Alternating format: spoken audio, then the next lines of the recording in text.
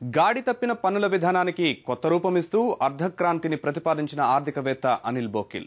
మహారాష్ట్రకు చెందిన ఈయన సామాజిక ఆర్థిక అంశాల్ని దృష్టిలో పెట్టుకుని సరికొత్త పన్నుల విధానాన్ని ప్రతిపాదిస్తున్నారు. అవినీతి, నల్లధనం, నగదు లావాదేవీలపై అనిల్ బోకిల్ తన అభిప్రాయాలు ఈటీవీతో పంచుకున్నారు.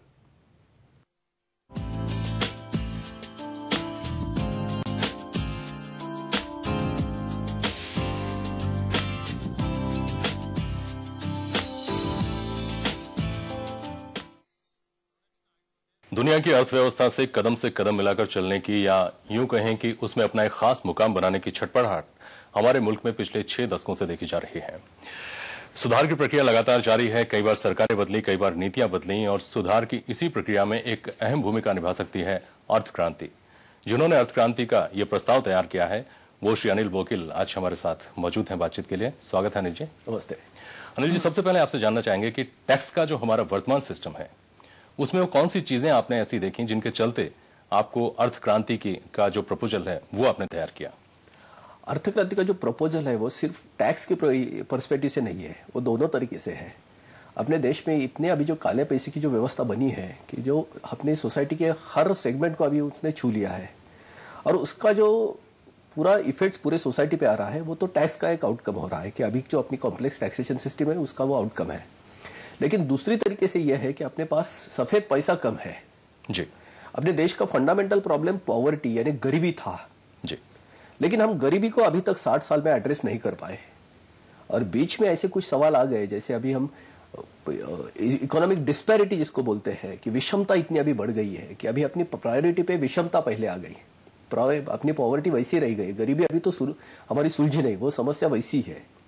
और उसके ऊपर और एक आ गई समस्या, वो है आर्थिक विषमता। अभी ये ग्लोबलाइजेशन की इसमें तो बहुत लोगों की अभी एस्पिरेशंस बढ़ गई है, टेक्नोलॉजी से लोगों को लग रहा है कि अच्छी जीवन शैली क्या होती है, लेकिन वो जीवन शैली को उनके पास कोई ऐसा रास्ता नहीं दिख रहा है कि हम उसके साथ हम जा सकते हैं, एक अच्छी जिंदगी के साथ हम जा सकते हैं। तो इसमें जो हो रहा है कि इसमें हमारे देश में काले पैसे का इतना प्रभाव बढ़ गया है कि लगभग हर क्षेत्र में उसका प्रभाव दिखाई दे रहा है। आज हम देखते हैं कि सिर्फ हम राजनीतिक के राजकीय क्षेत्रों को ही हम उसको टारगेट कर रहे हैं, लेकिन ऐसा नहीं है। अभी आप अपनी सोसाइटी में, भारतीय सोसाइटी में अभी एक भी ऐसा कोई सेक्टर नहीं बचा है कि जिसमें काले पैसे का कोई प्रभाव ना हो। तो यहाँ हमारी जो कर व्यवस्था है, टैक्सेशन का जो अपना है कि उसका रोल क्या है, अर्थक्रांति इसके ऊपर सोचती आ रही है। और इसके साथ सिर्फ ये सोच नहीं, तो इसके साथ क्या जवाब हो सकता है कि जो जवाब अमल में आ सकता है।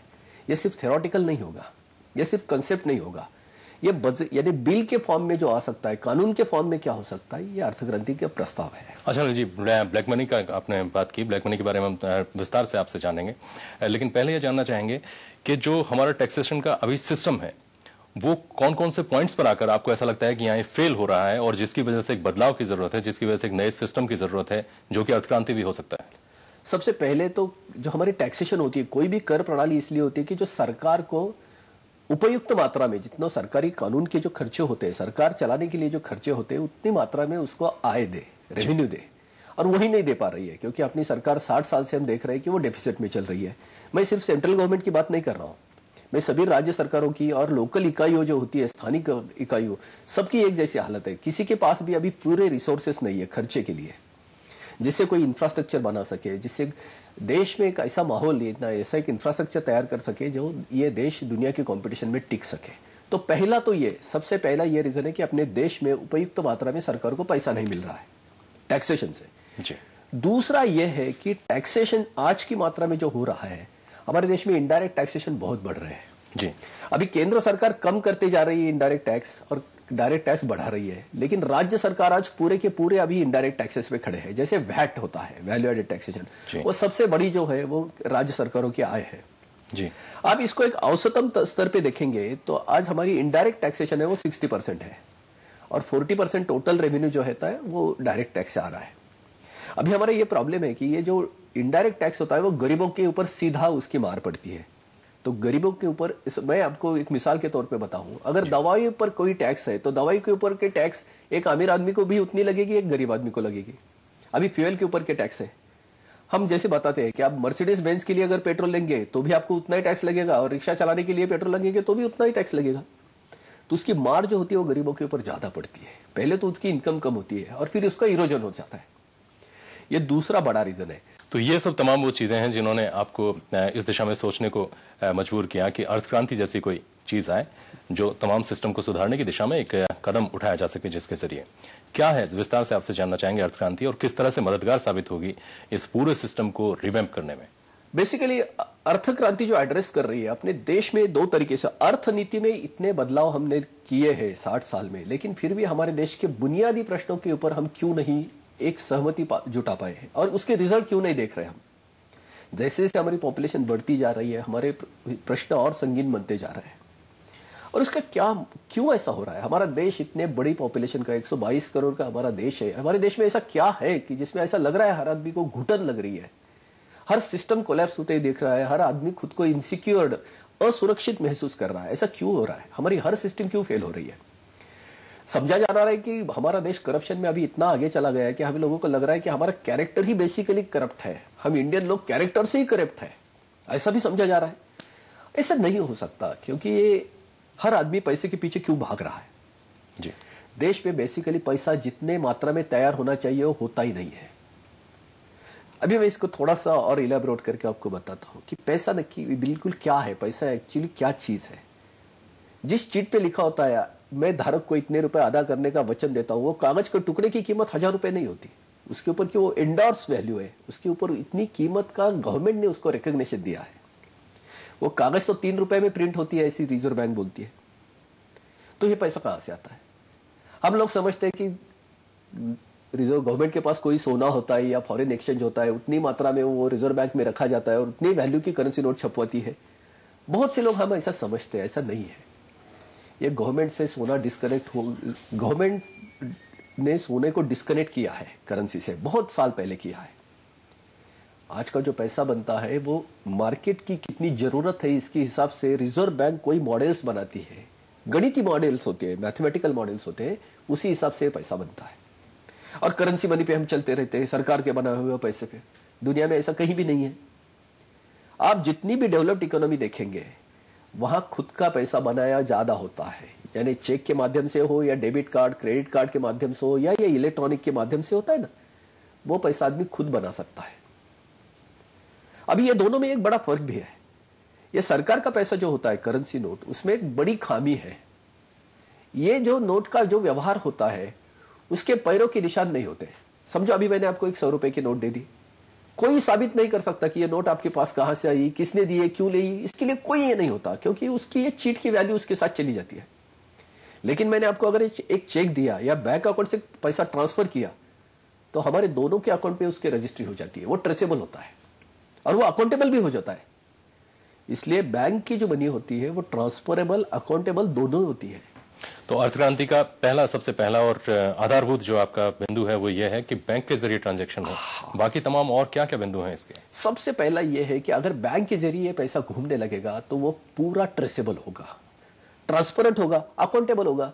आज करप्शन इतनी बड़ी मात्रा में फैला है क्योंकि किसी को समझता ही नहीं कौन किसी को कैसे पैसे दे रहा है और क्यों दे रहा है, क्योंकि वो करेंसी नोट के माध्यम से दे रहा है। अगर हम उसको अगर कम कर दे, करेंसी के ट्रांजैक्शन को अगर हम थोड़ा सा डिस्करेज करेंगे और ये बैंक के माध्यम से आ जाएगा तो ये पूरा ट्रांसपेरेंसी आ जाएगी। और इसके साथ ही हाई डिनोमिनेशन करेंसी को लेकर भी अर्थक्रांति में कुछ बातें आपने कही हैं। आपका कहना है कि हाई डिनोमिनेशन करेंसी को खत्म करना चाहिए बहुत जल्दी।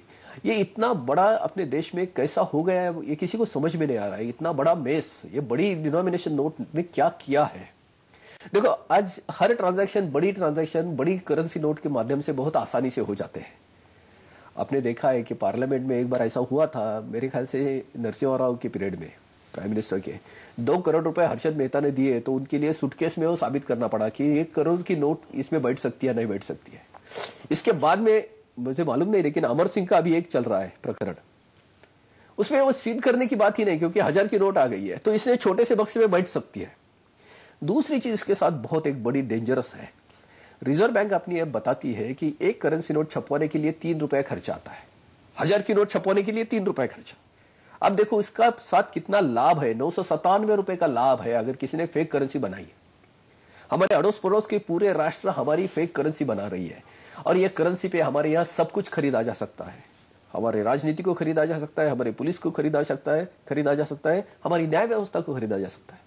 दूसरी तरीके से और सबसे डेंजरस क्या है कि ये जो होता है ये इंपोर्टेंट मनी होता है, वो खुद को रिप्रोड्यूस नहीं करता है, करेंसी मनी। जैसे मैं आपको बोल रहा हूं, मैं अभी यहाँ बैठा हूं, मेरे जेब में अभी 100 रुपए की एक नोट है, वो किसी के काम के नहीं है। अभी मैं अभी 15 मिनट 20 मिनट से आपके साथ हूं, किसी के काम की नहीं है। अगर ये मेरे अकाउंट पे होते तो किसी को तो वो लोन बोल के मिल सकती थी। बैंक का मतलब ही होता है कि वो पैसे सर्कुलेशन में रखती है। पैसा ये मीडियम है, ये कमोडिटी नहीं है, वो स्टोर करने की, जेब में रखने की चीज नहीं है, वो यूज करने की चीज है। उसका ज्यादा से ज्यादा इस्तेमाल होना चाहिए, हम पोजेस में नहीं रखना चाहिए उसको। अगर मेरे अकाउंट पे ये 100 रुपए होते तो वो बैंक किसी को तो लेंडिंग करती, किसान को देती, कोई स्टूडेंट को देती, उसको एजुकेशन लोन मिलता। हम लोग करेंसी मात्रा में उसको उठाते हैं, करेंसी के रूप में उसको लाते हैं बाहर, सर्कुलेशन से बाहर लाके रखते हैं। जैसे हमारे शरीर में खून बहता है, वो बहते रहता है, इसलिए शरीर सब चलता है। अगर वहां से खून निकाल के बाहर रख दिया तो शरीर भी मर जाएगा और वो खून का भी कोई फायदा नहीं है। बिल्कुल ठीक बात है। लेकिन आपको लगता नहीं अनिल जी, हमारा इतना बड़ा देश है, इतनी हमारी आबादी है, उसी के मुताबिक, उसी के अनुपात में हमारी इकोनॉमिक्स बहुत बड़ी, हमारी अर्थव्यवस्था हमारी बहुत बड़ी है, तो ऐसे में आपको लगता नहीं कि 2000 रुपए से ज्यादा के ट्रांजैक्शन केवल और केवल बैंक के जरिए हो, ये कितना व्यावहारिक होगा हमारे देश में, ये भी हमको सोचना होगा। क्या आपको ऐसा नहीं लगता है कि बहुत मुश्किल हो जाएगा? जो हमारा करंट सिस्टम है, हमने जो अभी बना रखा है, उसमें तो कम से कम।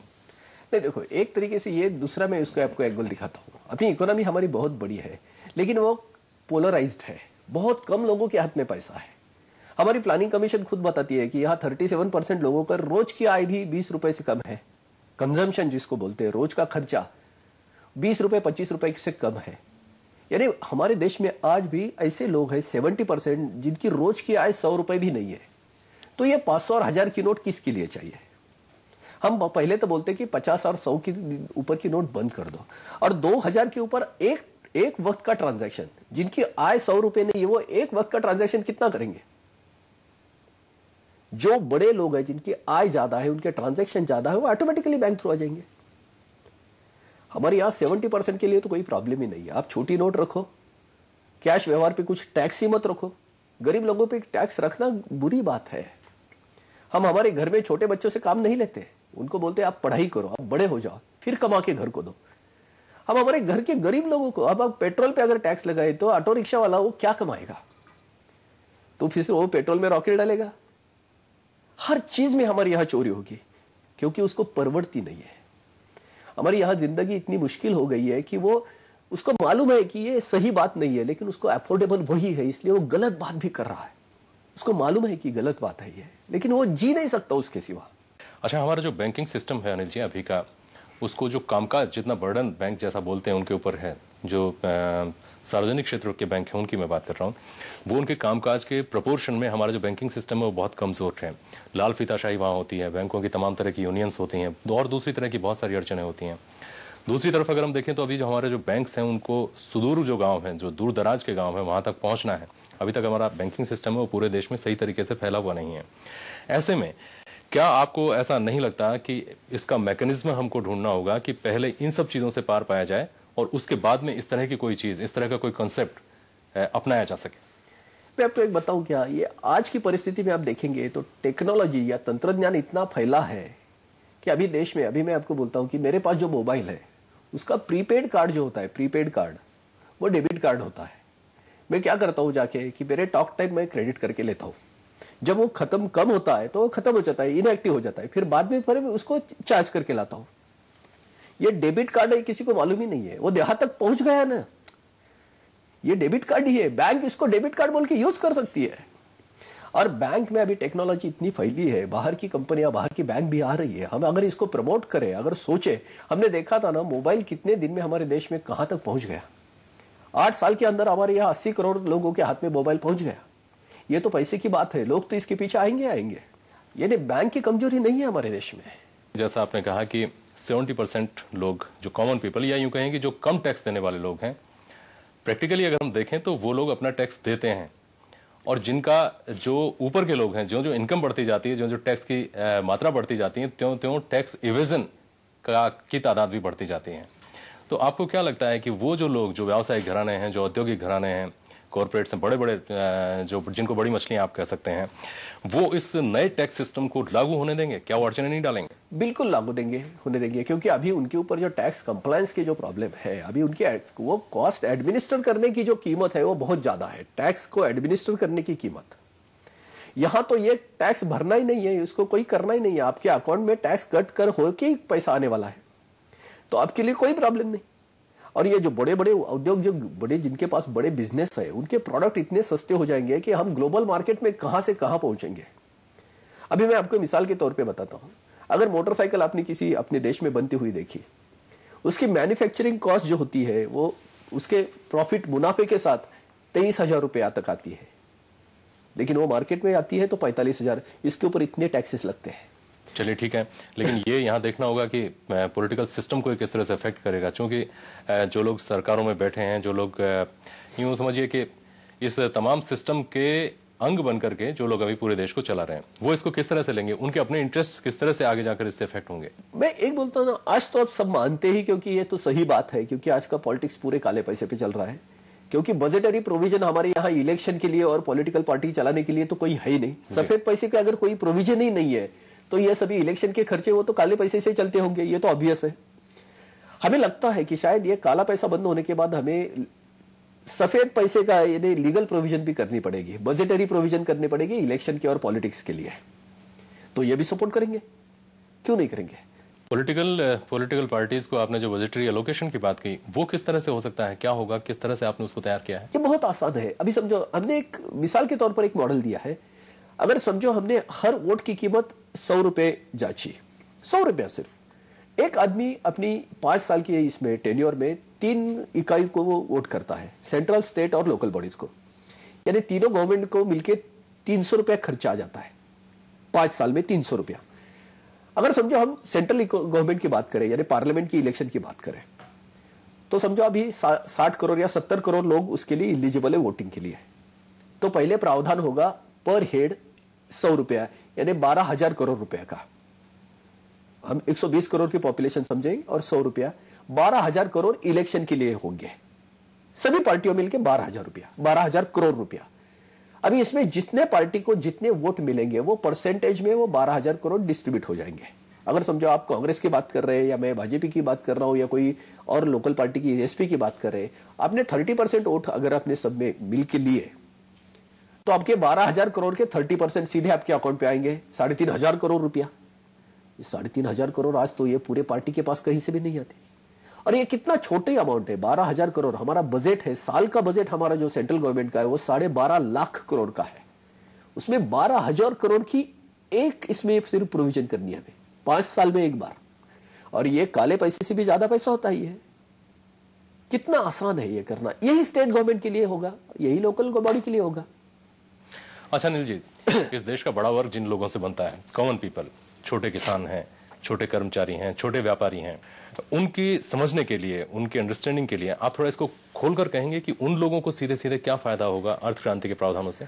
2 चीज तो हम पहले बोलते कि एक पॉलिटिकल मैनिफेस्टो जैसे हम समझे कि जैसे पॉपुलर मैनिफेस्टो, तो ये हो जाएगा तो 3% एनम रेट से पर एनम, यानी प्रति साल 3% ब्याज पे आपको कर्जा मिलेगा हर चीज के लिए, 3% ज्यादा से ज्यादा।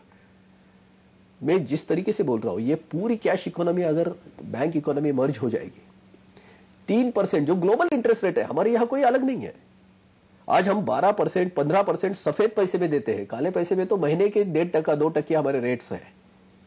मैं बोल रहा हूं कि साल को आपको 3% से मिलेगा। तो आप देखो, एक आप मकान लिए, फ्लैट लिए कहीं भी, तो आपकी उम्र के 21 साल सिर्फ मकान के अकाउंट पे, रीपेमेंट के अकाउंट पे चले जाते हैं।